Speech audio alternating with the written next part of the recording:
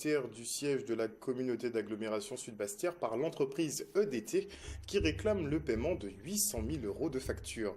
Un manque à gagner qui a poussé la direction à se séparer de plusieurs salariés. Une situation inacceptable certes, mais pour Lucette Michaud-Chevry, celle-ci indique tout de même ne pas vouloir céder aux menaces de l'entrepreneur. Charlie Dagonia était sur place. Arrivé au stade où on a estimé que madame là paralysé l'entreprise en moins, puisqu'il durait moins 850 000 euros pratiquement pendant 2 ans. Il a arrêté effectivement commander parce qu'il ne peut pas payer moins. Et en même temps, il a tenté de casser le marché moins pour bailler Vinci. Ça qui conduit à une situation un peu catastrophique, puisqu'on est obligé de licencier cadre moins qu'à faire EP, et à peu près entre 8 et 12 salariés. Ce qui veut dire que aujourd'hui, en fait, il tue une entreprise guadeloupéenne, l'âme guadeloupéenne, l'une des rares entreprises capables de faire de l'eau et assainissement.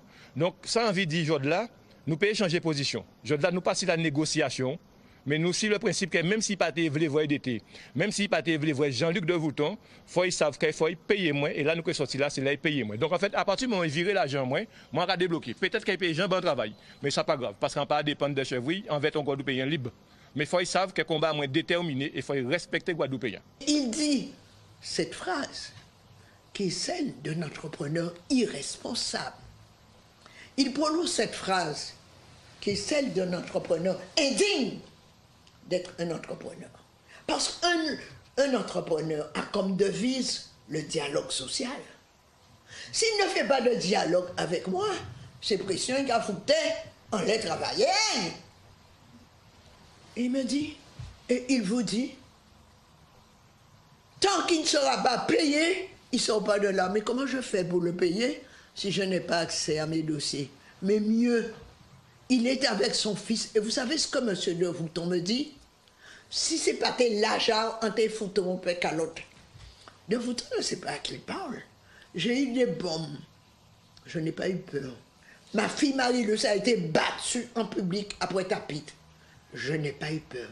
La voiture de mon fils a sauté sur une bombe.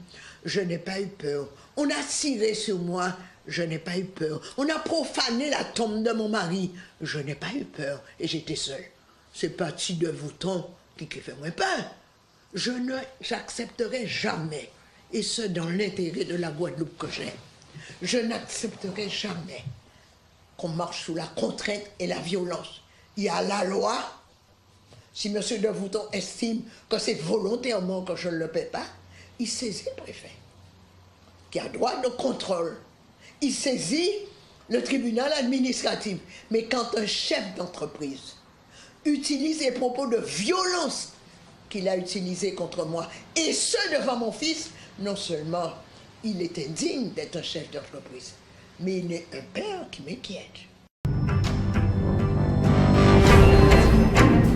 Restez connectés aux Outre-mer avec outremernews.fr.